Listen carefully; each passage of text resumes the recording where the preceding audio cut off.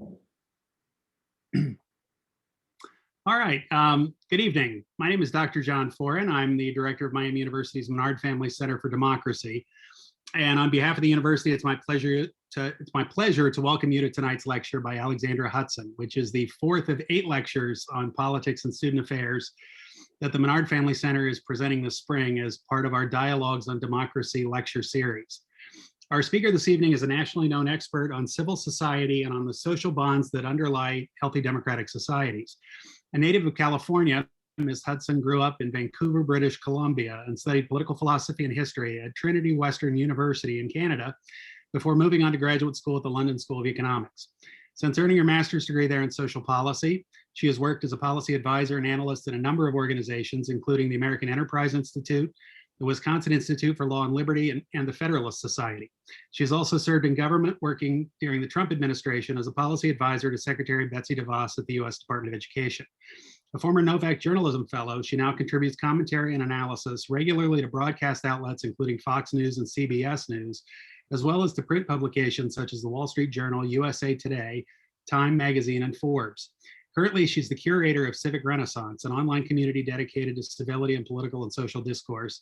And she's working on a book for St. Martin's Press, which looks at how a renewed commitment to civility may strengthen our democratic system and way of life. Before we begin, just a couple of reminders or housekeeping issues. First of all, live closed captioning is available for tonight's event. Please just activate the closed captioning function here on Zoom if you'd like to do that. And lastly, I would invite everyone to submit any questions or comments that you may have for our speaker via the Q&A function on Zoom at the bottom of your screen there. And we'll have some time tonight for Q&A, and I'll moderate that in the second part of this evening's proceedings. I'll do my best to get through as many of the questions as we can. So with that, let me now turn things over to Ms. Hudson. Thank you very much for joining us tonight. Thanks, John. It's such a pleasure to be with you here this evening. As John said, I'm Alexandra Hudson, author, journalist, and curator of Civic Renaissance, a newsletter and intellectual community dedicated to reviving grace in our civil discourse and public square. And as John mentioned, I'm also working on a book on civility for St. Martin's Press, and I'm delighted to share with you and also get your thoughts on some of the ideas I'm reflecting on from my book related to civility. This is a topic that has garnered a lot of attention in recent years.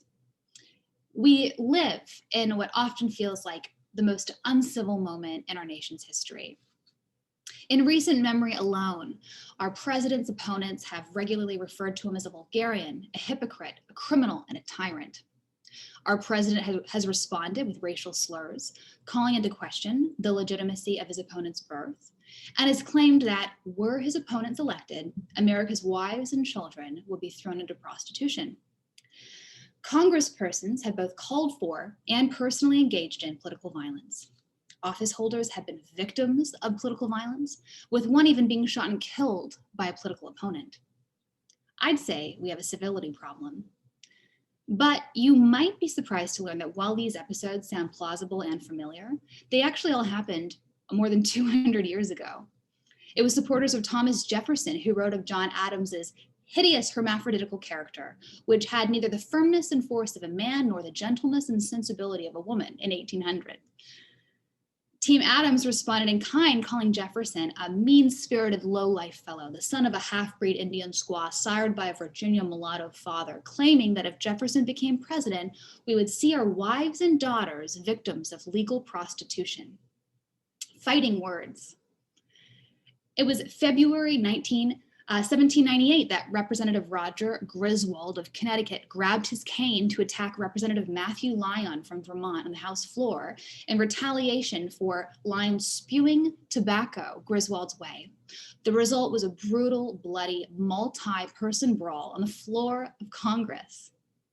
And of course, it was Aaron Burr who famously challenged, shot, and killed Alexander Hamilton in a duel at Weehawken in New Jersey in July of 1804. So is our era really the most uncivil? Nearly 3/4 of Americans agree that the lack of civility is a major problem today. But a brief survey of American history, characterized by invective rhetoric, brawls, multiple canings on the floors of Congress, dueling, not to mention prevalent tarring and feathering, the existence of slavery, both a revolutionary war and a civil war, suggests that our moment isn't the most uncivil. Zooming out and looking at human history more broadly suggests that we're neither the most uncivil society, nor are we the only society that's been concerned about the current state of civility. Writers in ancient Rome expressed worry about the pugna verborum, or the battle of the words, not to mention the rampant political assassinations that occurred amongst their political leaders.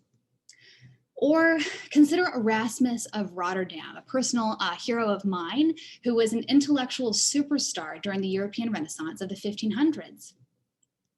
When he wasn't scouring old bookshops for ancient manuscripts and book hunting, he was doing what the elderly in every society seem to like doing, which is complaining about the bad manners of kids these days.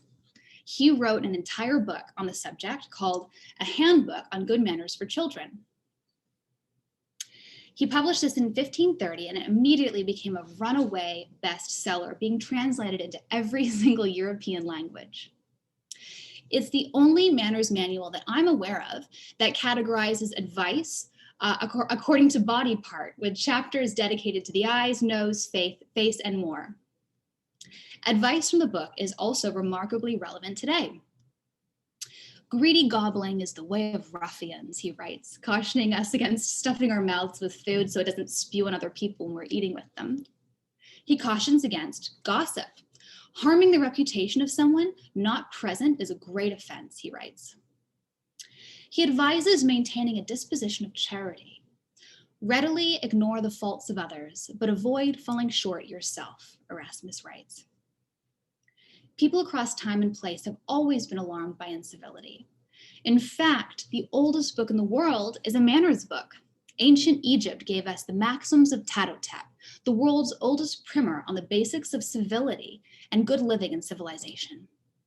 The book, which dates back to about 2300 BC, offers 37 teachings that provide perennial insights into healthy relationships.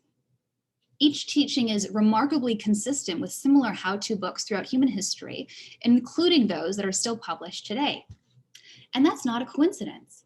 The challenges to civilization, community, and relationships, man's inherent selfishness, have always been with us. And the remedy, sacrificing the self for the sake of respecting others, which is the stuff of civility, has always been the solution. Do not be proud and arrogant with your knowledge, the maxims begin, addressing a timeless human tendency to show off and think ourselves better than others. Maxim 4 describes a particular duty we have to care for the vulnerable and the least among us. Wretched is he who doesn't care for a poor man. Maxim 8 condemns, again, we see gossip and slander. Do not malign anyone great or small. And again in Maxim 22, Tatotep writes, do not repeat slander, nor should you even listen to it. Yes, civility has always existed in America. Incivility has always existed in America and beyond, which is both a caution and a comfort to us. On one hand, it's comforting to think that we're not necessarily any worse off than past eras. Human nature doesn't change. On the other hand, history cautions us to learn what we can from instances of incivility in our past. For as we lose civility, we lose our free society and our democracy. We learn from our history that civility is not a luxury we can dispense with when times are tough. A look to our past shows us how fragile our system of government and our civilization is. Civility is that necessary social glue that binds us together in times of adversity. This is because civility is a disposition that embodies a fundamental respect for equal human dignity. Civility is different from mere politeness, which focuses on the form of an act, the technique of the rules, of rules of politeness, as I call them, instead of the substance of an act, which is civility. Injustices from our past and present, not to mention across human history, illustrate the consequence of failing to recognize the humanity and dignity in every person, especially those we do not like, those who cannot benefit us, and those with whom we disagree. Today, when it comes to civility, it seems that people are confused about how they feel. Some long for a romanticized vision of past eras of gentility and chivalry. The Roman poet Horace called these people auditores temporis acti, or praisers of times past. Others, however, condemn civility entirely, claiming it's just a tool of social injustice and oppression. It often seems that people's willingness to defend or condemn incivility today depends entirely on whether the offender is a member of the correct political tribe. If you're not on my team, the logic goes, then your incivility is an unforgivable affront to common decency. If you are on my side, however, then your incivility is for a greater good and therefore justified. It's also increasingly common to hear that we are in a post-civility era where the stakes are just too high to care about pleasantries and niceties. This willingness to dispense with common decency, as we learned at the beginning of these remarks, is nothing new in our history. But there is an urgent need for a conversation on civility today. Doing so requires that we have our definitions in order. So this evening, I'll contextualize this conversation on civility, explaining why I care about this topic and why it matters, sharing with you a bit about my story.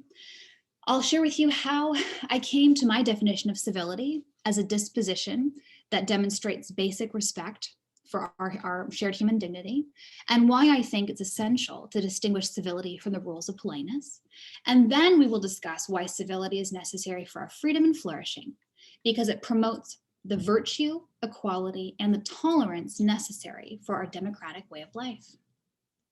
Finally, we'll discuss the social and cultural healing we desperately need in our broken moment, and ways that, by each of us choosing to embrace the high promise of the life of civility, we might each be a part of the solution.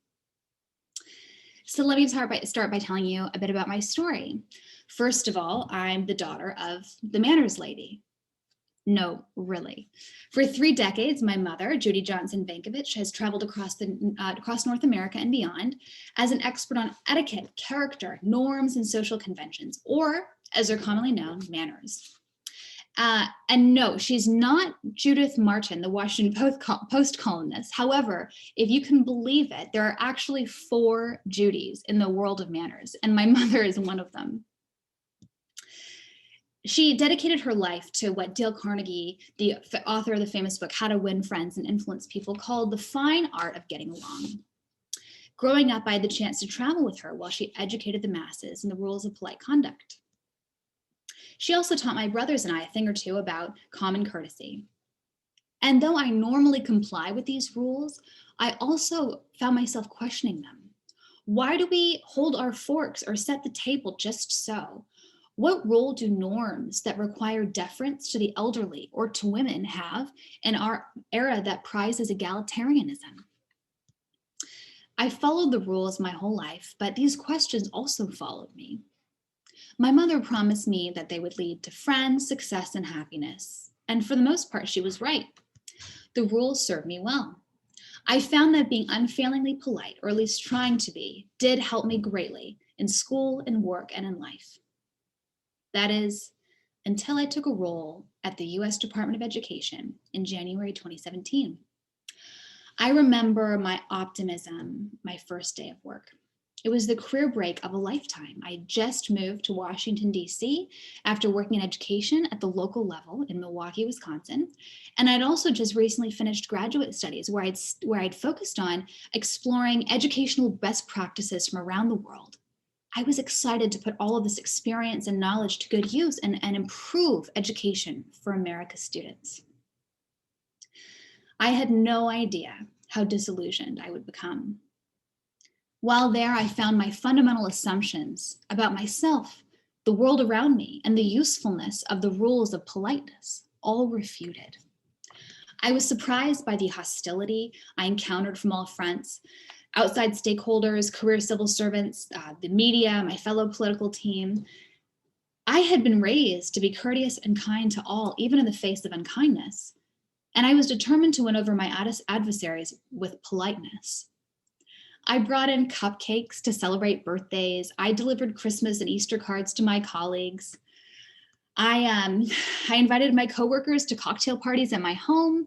I took them out to coffee, hoping to get to know them outside of the workplace. None of this worked. I found the rules of politeness to be ineffective, but I also experienced and observed the way that people used the rules and weaponized them to undermine me and others. People assumed the appearance of being a kind and caring colleague only to disarm me and others and stab us in the back. My life in government was defined by these two extremes: people's overt maneuvering and abuse on hostility on one hand, and the more subtle forms of egoism shrouded in niceness and politeness on the other hand. While I was in the thick of this toxic environment, I had an experience that was like a breath of fresh air. And it reminded me of the sort of overt and covert abuse that I'd become accustomed to were not the only modes of being. There was a better way. During the fall of 2017, about 10 months into my service in federal government, I joined a group of congressional staffers, civil servants, and political appointees from across the political spectrum on a weekend retreat in Wye River, Maryland. We were there at the invitation of the Aspen Institute, a think tank in Washington, D.C., prepared to discuss a number of readings related to civility and contemporary politics. Throughout the weekend, we explored the challenges to civil discourse in America today. We read about and reflected on civility in American history and discussed whether our country, founded on protest and revolution, could it even be civil at all? We talked about big controversial issues of the day. We differed on many important topics, but our discussions never devolved beyond the point of respectful disagreement. In one instance, some of the left of center individuals in the room were shocked when an African-American participant disclosed that he was a Republican. But why and how, many wondered aloud. And they asked him in earnest. What followed that question was a period of calm and free-flowing exchange of ideas and opinions that led to genuinely illuminating conversations about racial relations in our present and racial injustice in our past. We never would have arrived at these insights had we not approached the conversation with earnest curiosity and respect for all the views present. Throughout the weekend, our differences in politics, opinion, and experiences were not seen as problems to be quashed, but resources to be mined. We weren't just discussing civility and democracy, we were living it and proving why it is essential to remedying the deep divisions of our era. After this weekend, I began to seek more clearly the reasons behind my frustration with my time in government and with the concept of politeness in general. Comparing the two types of conduct I endured and observed in government, again, hostility on one hand, superficial and mean-spirited politeness on the other, comparing those two things to the weekend retreat in Wye River, the contrast couldn't have been more real. But I still didn't have a vocabulary to describe the essence of that difference. It took my move to Indiana to escape the toxicity of Washington, D.C. and my time in government to really understand this difference. Moving to Indianapolis and experiencing the genuine kindness and community and the front porch ethos here in the Midwest generally helped me realize and helped me have an essential realization. We must disentangle civility from mere politeness. After I made this realization, I began to understand how inextricably bound civility is with human flourishing, ethical free markets, a healthy civil society, and our free and democratic way of life. Why?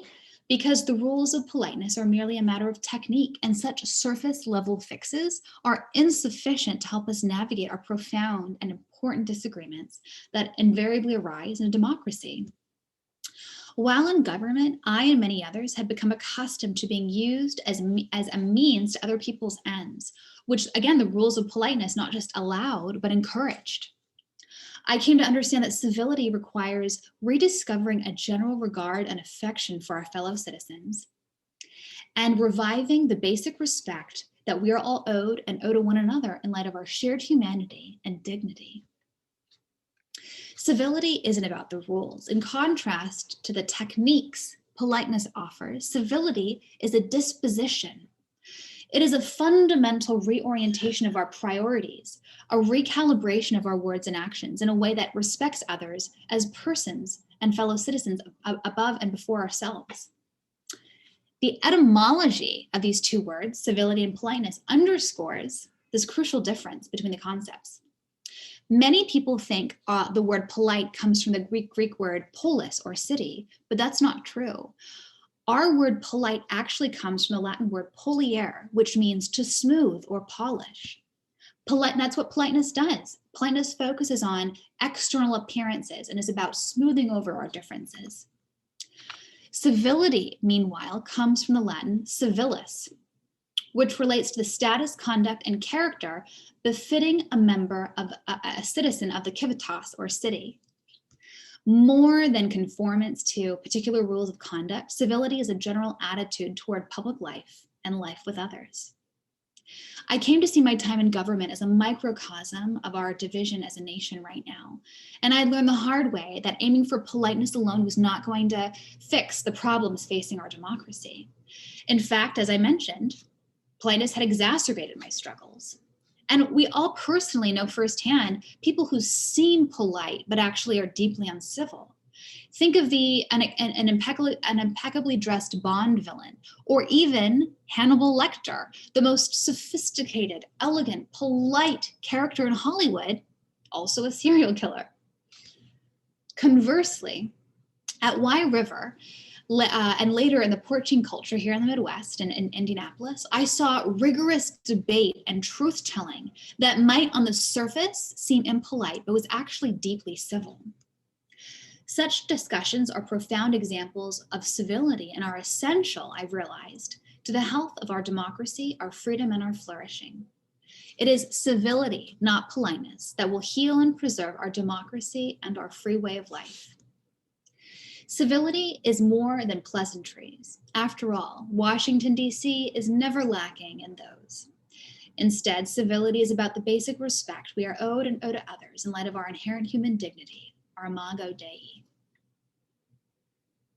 So now that we know what civility is, how exactly does it support a free and flourishing democratic way of life that many worry is in crisis today?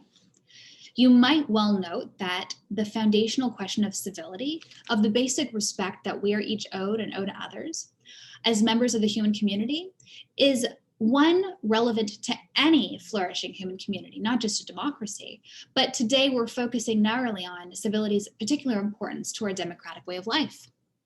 This is because, again, civility promotes virtue among citizens that our democratic government requires. It helps us to live out the equality of our all men is created equal creed, and it is indispensable to tolerance or coexisting amongst deep differences. First, virtue. Civility is necessary to our democracy because it encourages virtue, actually being good, as opposed to merely seeming good. John Adams once remarked, "Our Constitution was made for a moral and religious people. It is wholly inadequate to the government of any other." A free and flourishing society of diverse individuals can exist without government intervention when citizens first learn to govern themselves. For citizens to voluntarily choose to act well when they have the opportunity not to. Civility promotes the virtue of self-sacrifice and self-imposed limits on our conduct in the context of our everyday interactions. Our daily acts of other-oriented restraint help us build our self-control, holding the door open for the person behind us, standing in line instead of jumping to the front of the queue, and resisting the urge to cut someone off in traffic, even though we may be in a hurry. I call these daily acts of generosity and self-sacrifice social lubricators, in contradistinction to the class markers of the rules of politeness that are often used to exclude the outsider. We live in a moment where politics often seems to be more spectacle than substance. Our public leaders are rewarded by a media culture and by the public for empty, performative displays of virtue and righteous indignation, but they frequently lack the moral fiber to act with integrity, even when it might be costly, such as when it comes to telling voters a hard truth or making decisions for the public good instead of personal gain.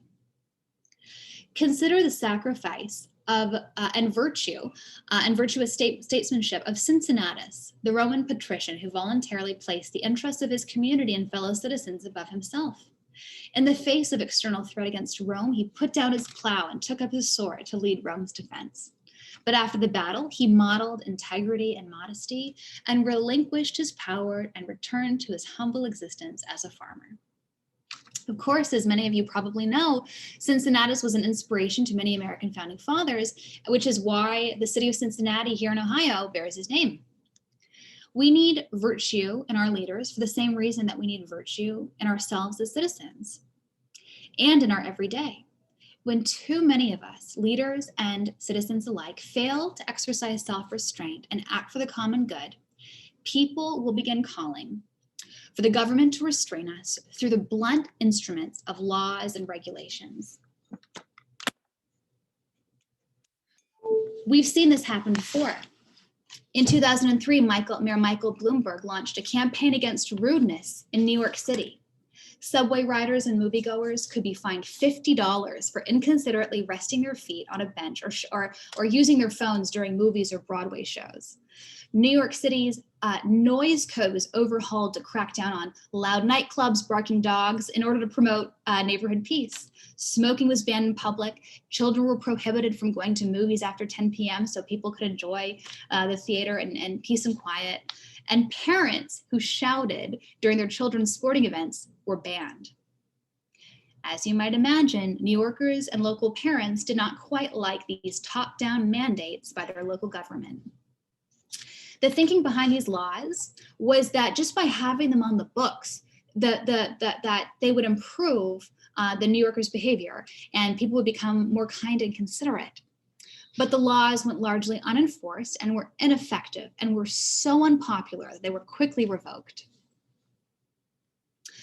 Bloomberg isn't the only leader, past or present, that has tried to criminalize incivility. In recent decades, a draft law was introduced in the Israeli Knesset that would have made jumping in line a criminal offense. In the English common law tradition, there's a concept called scandalum magnatum, which provided a legal remedy to protect English peers in the House of Lords and English and British Parliament from having mean things said about them, and there were heavy fines in place for this offense. Imagine if our public leaders today could fine people for every mean thing that was said about them. Leaders across time and place have underscored the importance of norms and civility to a healthy society. But civility and respect for others promote social harmony only when they are organic and voluntary, not when they are mandated by law. Such micromanaging of our social lives to prevent annoyances are misguided because they are impossible to enforce, they overextend the proper role of government, and they corrode our individual autonomy. Far more effective are the informal, voluntary norms that constitute right, virtuous conduct and civility. Second, equality. Civility is fundamentally about recognizing that we are all members of the human community and that we are equal in our most important characteristic, that we are all persons and have intrinsic value. This insight is embodied in our All Men is Created Equal creed. While serving in government, I learned painfully that civility is far more than just the rules of politeness, such as knowing how to set the dinner table or even being a nice person. As I mentioned, it's easy and natural to be nice to those people we like, those people who can do things for us, and those people that we agree with. But the test of true civility is treating those with equal dignity and worth, not just those people we agree with, not just those we like, and not just those people who can do things for us in return. We should be thankful that in America, we rejected the rules of politeness that were so prevalent in the old aristocratic world of Europe, where people were bound to a certain rank from birth until death and were always expected to defer to their social superiors. We reject that in America because we believe in the equality of all persons, regardless of status, talent, rank, or wealth.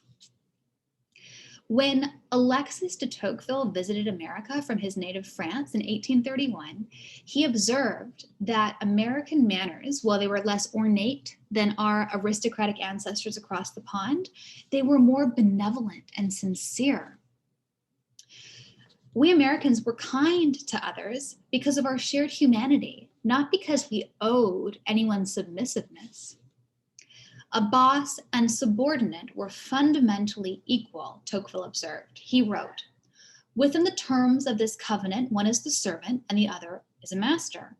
But beyond it, they are two citizens, two men." We believe that the lottery of one's birth should not determine the outcome of one's life here in America.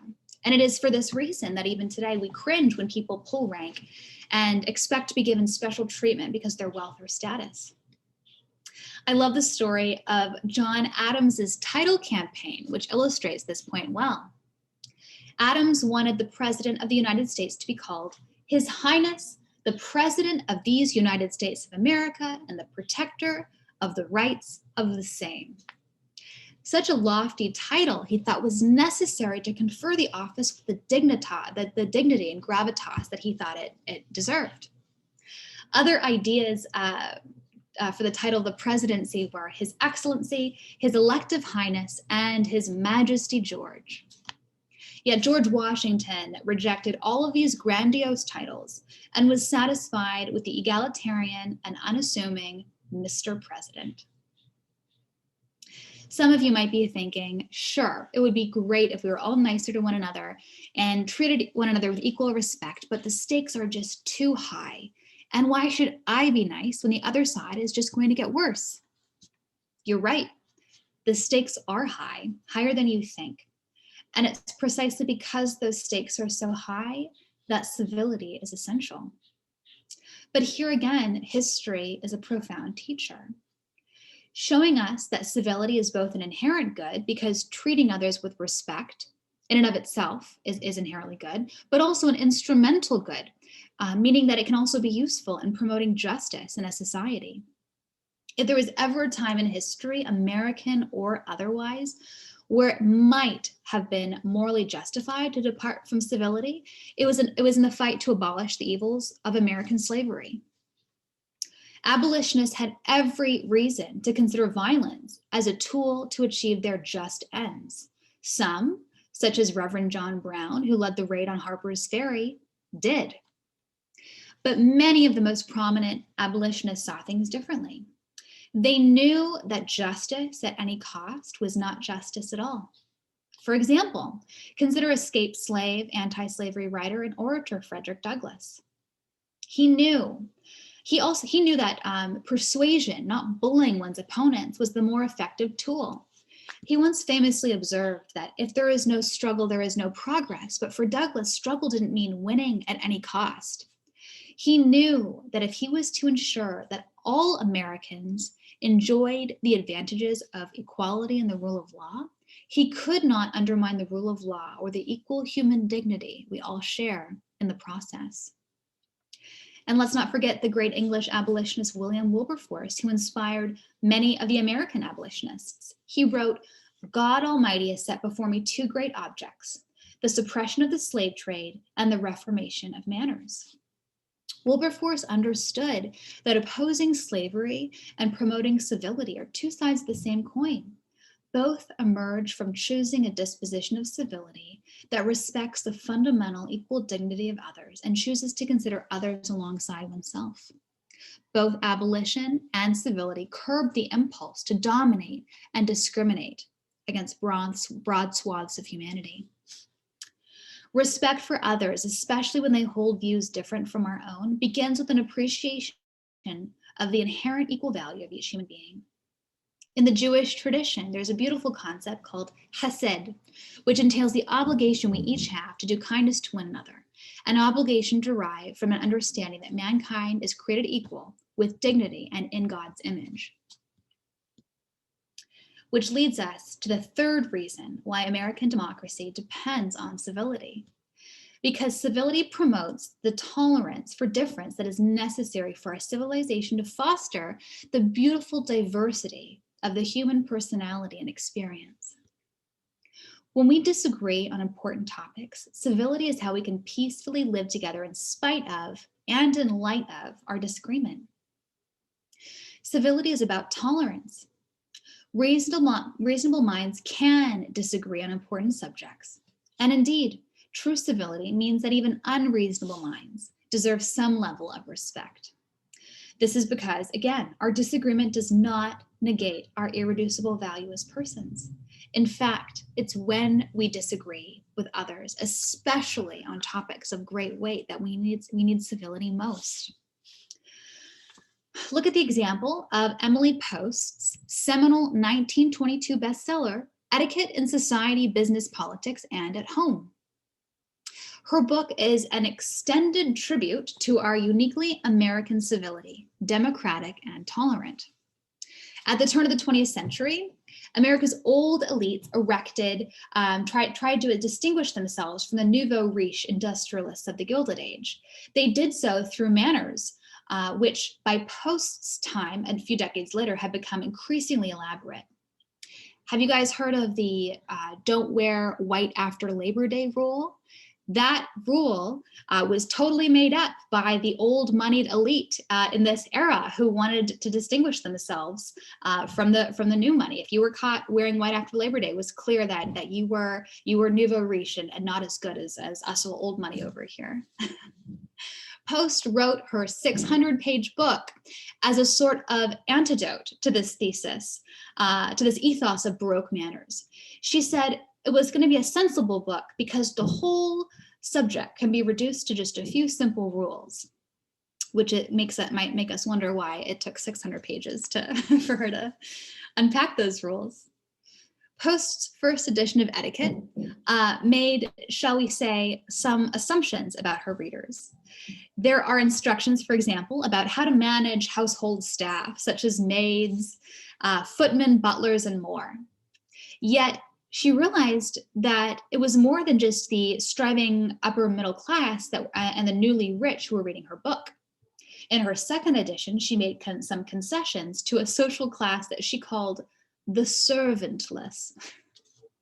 Comically, in the second edition, she also introduced her readers to a new character called Miss 3-in-1, a character who, when hosting, is the lady of the house, but also the cook and the server. I can relate. Yet, even once again, Post realized that more people were reading her book. It wasn't just the upwardly mobile middle class. It was who were interested in her rules of American polite society. Laura Claridge, author of Emily Post's biography, claims that her book, that Post's Etiquette, is a key text in the history of American democracy. She wrote that Emily Post's life and work would have been inconceivable without the story of Ellis Island and the million of immigrants who sought to become what they considered to be real Americans during Emily's lifetime. In turning to Post's book, newcomers to our land learned the norms and rules of civility that allowed them to learn what it meant to be an American.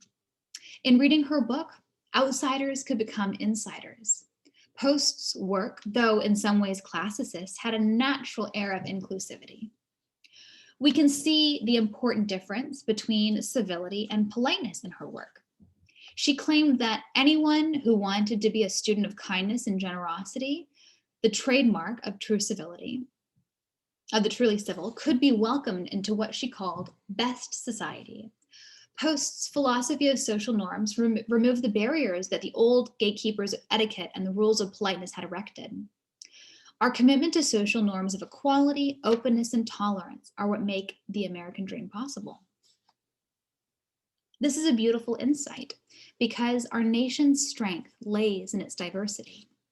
Our national motto, after all, is a pluribus unum, out of many, one. Seeing one another as persons first, connected and unified by our common humanity, and caring more about common decency and kindness, the stuff of civility, rather than whether one knows which word to use, the stuff of politeness. Such benevolence to the other is what allows us to coexist amidst our difference. It is also what allows for reasoned, spirited debate, the lifeline of our democracy. Discourse on topics of the first order, religion, politics, philosophy are only possible when we recognize what I learned on my weekend away with the Aspen Institute, that our differences are not problems to be fixed, but are resources to be mined. Remembering this is central to our free and democratic society. So now that we know what civility is and why it matters to our free and flourishing democracy, what do we do now? And how can we get more civility? I'd like to leave you with 3 thoughts. First, in seeing the importance of civility to our democracy, we understand that our everyday interactions have a moral weight and significance. Civility promotes the virtue that is necessary to be good instead of seeming good. It empowers us to live out our all men is created equal creed, and it fosters the tolerance necessary for our democracy to flourish.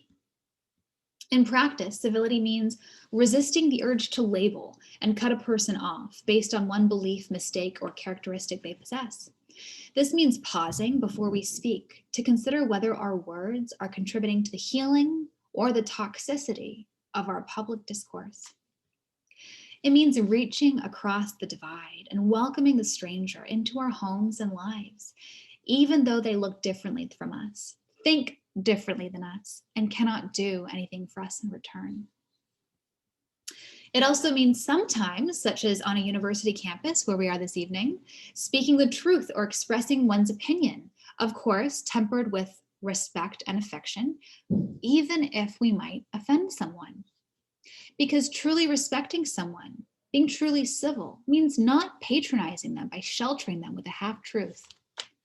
On the flip side, it means adopting a hermeneutic of charity and choosing to look for a generous interpretation of someone's words, as well as considering whether or not someone intended to be offensive, instead of merely looking for excuses to be offended. We each have a chance to infuse our culture with beauty and grace through our everyday exchanges. Yes, it would be great if our public leaders modeled this brand of civility more often. And yes, it would be great if the other political teams started to act with more civility too. But we can't start with blame. When it comes to the future of our nation, there is no left or right, or forwards or backwards.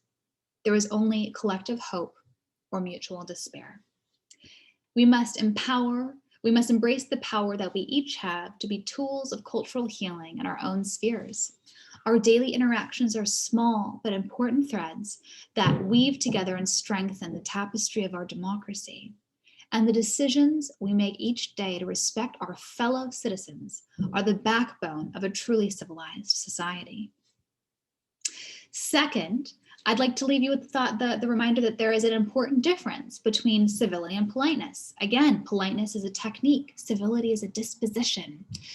And that the disposition of civility is indispensable from our democracy because, again, it supports the virtue, quality, and tolerance necessary to sustain our freedom and flourishing democratic way of life. And lastly, keep up the good work. Thank you for taking the initiative to start important conversations like this one as part of the Dialogues on Democracy series here at Miami University. Conversations like this are essential to an essential step to reviving civility in our society. So thank you. Thank you for leading by example. French sociologist Pierre Bourdieu once remarked that one can infer a whole cosmology, an ethic, a metaphysic, a political philosophy through injunctions as insignificant as sit up straight or don't hold your knife with your left hand. And he was absolutely right. Civility is a much richer, more complex, and more serious subject than many realize. Civility is about the question of what it means to be human. It requires looking at all aspects of our humanity, and it is about the individual and the social, the micro and the macro, the inner disposition and the outer conduct. I realized this after government when I left disillusioned and strove to find answers to the modern relevance of civility. I started by revisiting some of life's foundational questions. What does it mean to be human? What is the bare minimum of respect that we are owed and owe to others by virtue of our common humanity? and our irreducible worth as persons? And what does this look like in practice to live out that respect in a deeply divided political moment like ours? My pursuit of answers to these questions took me to intellectual, religious, philosophical history, and ultimately led me to conclude that we don't need another manners book that gives us do's and don'ts of politeness. Instead, we need a moral framework that takes civility, personhood, our common humanity, and inherent dignity as human beings seriously, so that each of us might be empowered to work out the complex applied ethics of civility in the ebb and flow of our daily contexts. And that's really the aim of my work on civility, to help us all better understand the challenges and duties we have to one another as members of our shared political and human community, and to ultimately better understand ourselves and the stuff of the good life together. My hope is that each of you have a slightly better appreciation of the fragility, but also the fruitfulness of life together. I hope that you might leave this evening with a greater appreciation of our duties to one another and the great rewards on offer as part of this joint project of society. In closing, I'd like to share with you the words of the English poet John Donne. Any man's death diminishes me because I am involved in mankind, and therefore never send to know for who the bell tolls. It tolls for thee. His words ring true today. A more civil future starts with each of us. The future of our democracy and our free and flourishing way of life depend on it. Thanks to each of you.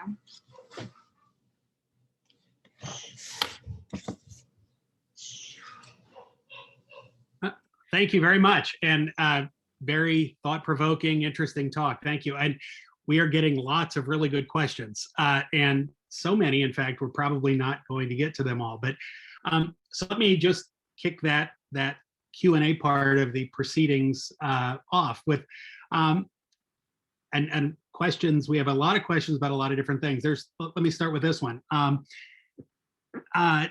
This person is, let me just paraphrase the question. This person is basically asking the question of whether the founders of our nation really were all that concerned about civility, in the sense that there is a reading of American history and a reading of the Federalist Papers, for instance, that would suggest that our constitutional system was set up to work even if people are not motivated by a sense of the common good or a sense of civility, and instead it's a checking and balancing of self-interest. Essentially, that what is the common good? It's essentially just the least common denominator of everyone's self-interested pursuit of happiness. So in that sense, lack of civility is fine, as long as we follow the rules that are laid out. So the rules, in other words, constrain the behavior. Do you have any thoughts about that idea? So I think I understood there were multiple parts to that question. Was the first part whether our founding fathers were concerned about civility, and then there were other complex parts as well? Or yeah, it's really I'm sort of compressing two different questions that came in on the Q&A function. It's really asking, like, isn't our system actually designed to work even if people aren't civil to one another? So there are concerns about lack of civility, but our system was based on a sort of eyes wide open, people will be people and care about themselves primarily. And so we'll design a system of checks and balances and constraints on power so that the lack of civic virtue will be okay. I'm kind of paraphrasing. Does that make sense? Yeah, I think so. Yeah. So I would say that, I mean, have you guys all seen Hamilton? I love Hamilton. I love how in the part where there are different exchanges where they're singing letters to one another and they're talking about killing one another, and they end their letters, "Your obedient servant, your most humble," and it's very elegant and refined and polished, and they're literally like threatening each other's lives. Like, I think that's a really funny sort of discontinuity, just the way in which they didn't mince words, but they kept sort of the artifice in place.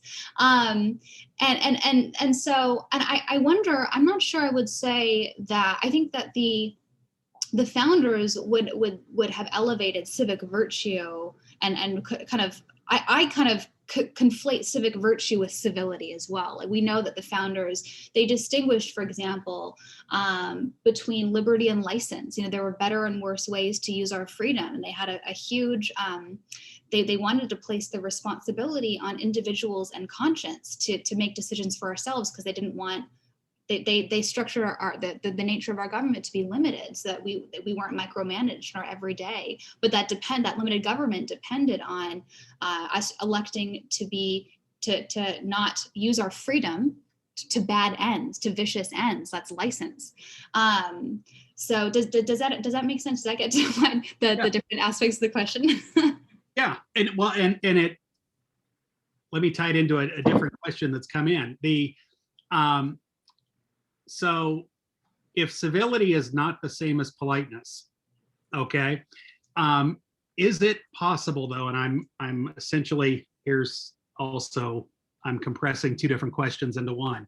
So civility is an ideal that we all should aspire to. However, could you argue that in that sense, civility requires a basic level of respect that everyone or virtually everyone shares, that even though I may disagree with someone, I recognize our common humanity. I recognize that we are both good people.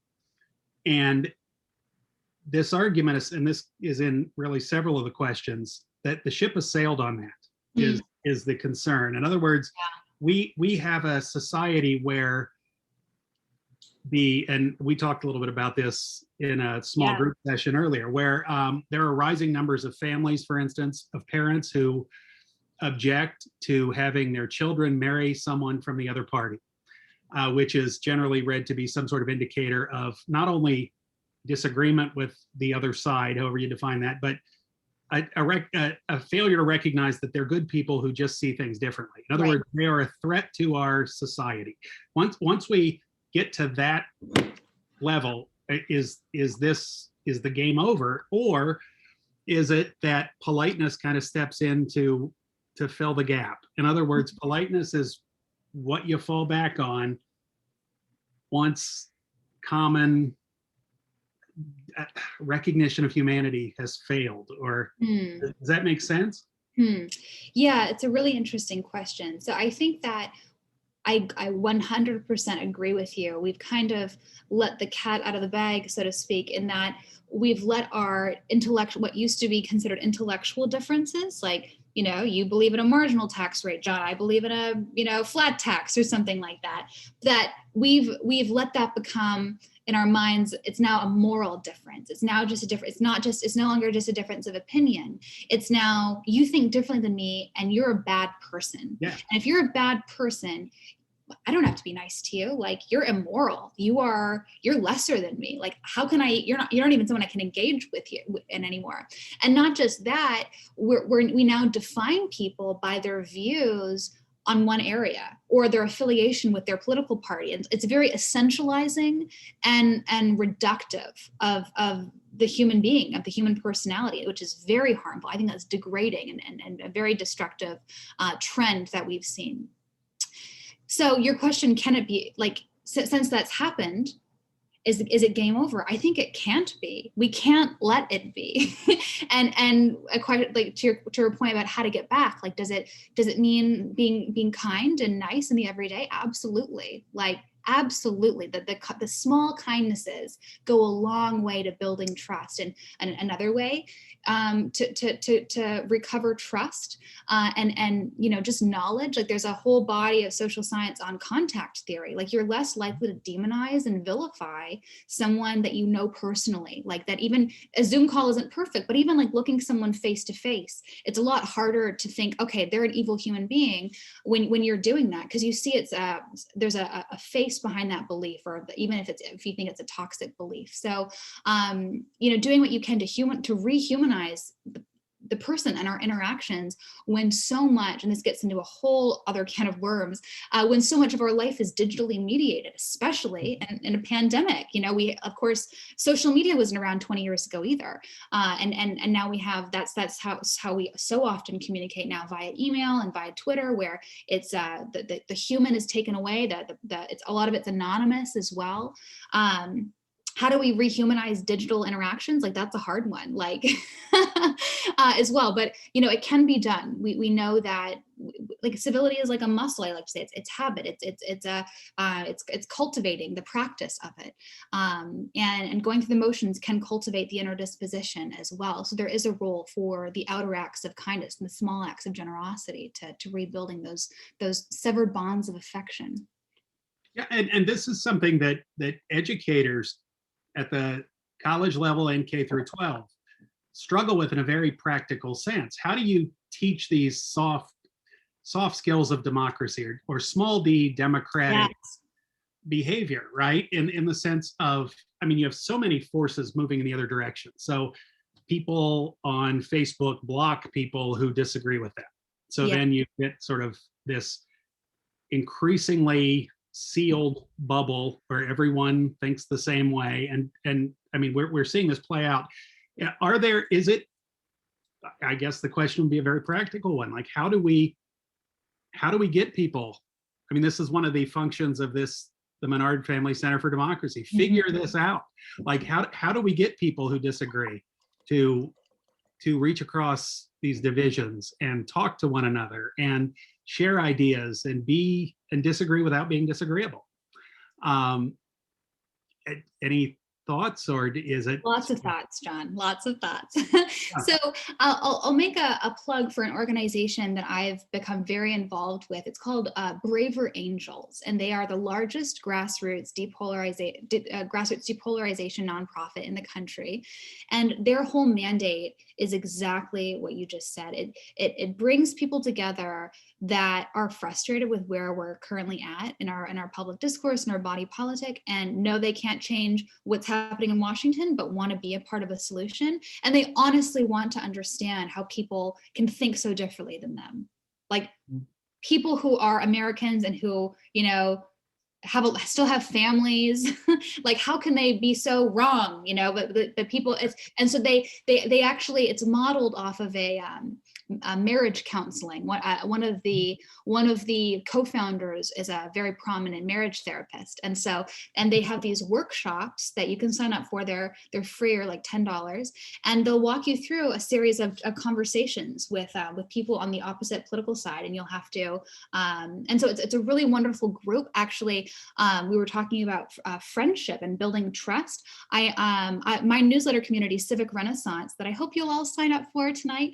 We're doing an event with Braver Angels on the 24th of this month on civic friendship. How can we build seeds of trust, sow seeds of trust in our everyday, and like be a part of this cultural healing that is so desperately needed? And what are the practices of the soft skills of democracy? I loved how you said that. I think building friendship is the soft social skills that also education really cares a lot about. How is that done, and how do you kind of exercise that muscle that I think we'll especially need as the world reopens? We haven't been in person with people for a year. Like, how do we interact with people not online? I think that's going to open a whole plethora of awkward situations that are going to make us not want to.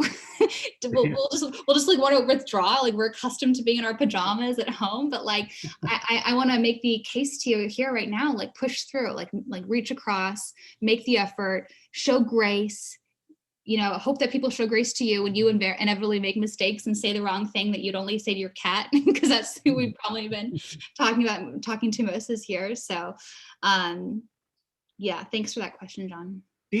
And we're out of time, actually. Let me and I apologize to everyone who's submitted really terrific questions, and let me I guess end on this one then. It's a question about the role of government, the role of civil institutions. So if I sort of heard things correctly, this is an argument basically for the individual's responsibility to Absolutely. do That's that. where it starts. Is there, in your view, a role for government? Is there a role for educational institutions to teach this? Or is this, should K through 12 schools have sort of civility curricula, for instance? And what are your thoughts there? That's a great question. I love the idea of a civility curricula. I mean, John, we come from the liberal arts, the classical tradition. That's the humanizing tradition. It's teaching us how to be good humans, how to care for others above ourselves. Like that's what education has been for thousands of years. So like we have really strong, robust curricular precedent to draw from if we want a civility curricula today. So I love that question. And as you know, John, this is a topic of a future book that I'd love to explore. But in terms of, what can government do? So I do think that civility is ultimately, it's an individual level virtue. So there's my message, I don't know who's on this call, on this webinar tonight, but I don't know if there are public leaders on this call, but I think we all as citizens have an important duty and a very powerful role. I think we underestimate two things, like I've said tonight, like just how remarkable and beautiful humanity is, but also just the incredible power that we each have in our spheres of influence to either be destructive and part of the problem, or to be healing and part of the solution. So I want to encourage you and empower each of you in that way. But in terms of what can government do, I have a quick story that I'd love to share with you before we end. That I spent about 2 weeks digging through C-SPAN archives a number of months ago as part of my book research.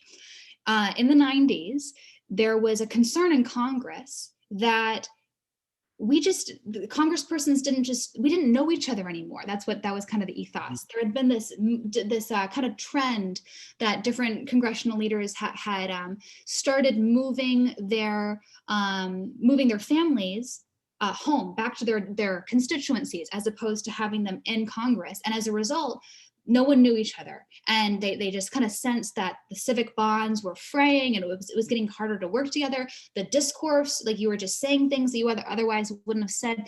So the Pew Charitable Trust gave money to the Aspen Institute, like $700,000, to put together a series of civility summits in Hershey, Pennsylvania. The first one was in 1996. And I watched the press conferences before and after, and as well as during a ton of the literature that was written during as well. And I was so impressed by all of the rhetoric. Like it was all, and I don't mean rhetoric in a bad way. It was like the language that they were talking about was everything I want to say in my book, which is like, what are our goals for the Civility Summit? We want to get to know each other as human beings again. We want to realize that we have more in common than we have not in common. We want to be reminded that we are just people that are serving our constituents, but we are also fathers, and we are also husbands and wives, and we realize that we're not going to fix all our problems. The problems are not going to go away, but we are going to figure out how to have a healthy working relationship despite these problems, to serve our country well. Like it was all this very high-minded, tempered expectations.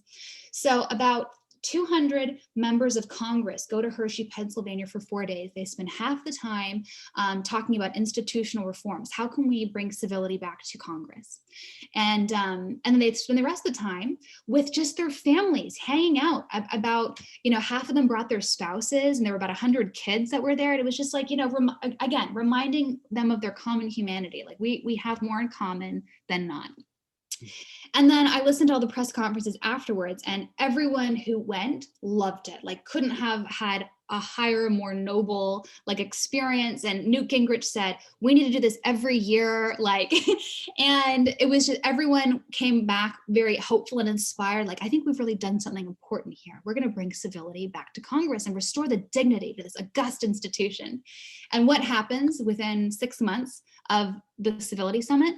The Monica Lewinsky scandal, which all hell breaks loose again. And all of a sudden, all of this, all the civic bonds and trust and affection that had been built over that 4-day weekend was burned immediately, because it became for the Republicans, it was an opportunity to get Clinton out of the White House. And for the Democrats, it was, it just became war of all against all. And Tip O'Neill, when he brought up the idea of another civility summit kind of after the Monica Lewinsky scandal had dissipated a little bit, he was booed off stage when he suggested a civility, like everyone's like, no more civility, we're sick of it. This isn't going to work anymore. And there ended up being a series of other civility summits. One was in 99 and a few more in the early 2000s. But the point of this story is twofold.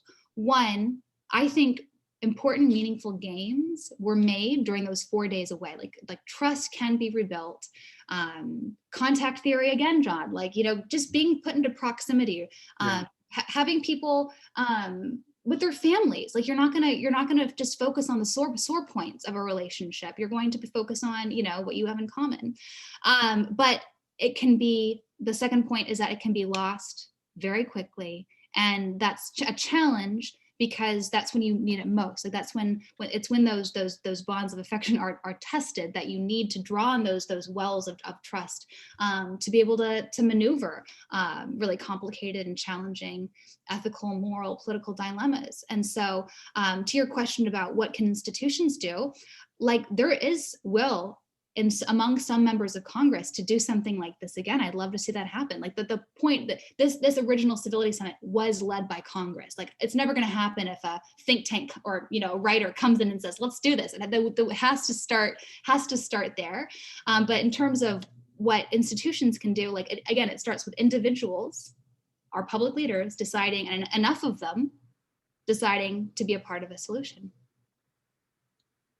Great, Annette, we'll have to close on that point. Thank you very, very much for joining us tonight and sharing your thoughts on this. I really appreciate it. And my pleasure. I'd love to invite all of you. Please email me your questions and please stay in touch. I'd love to hear from each of you. I see there's 13 questions that we didn't get to. Please do send me a note. Feel free to share my information, John. Would love that. I will. Thank you.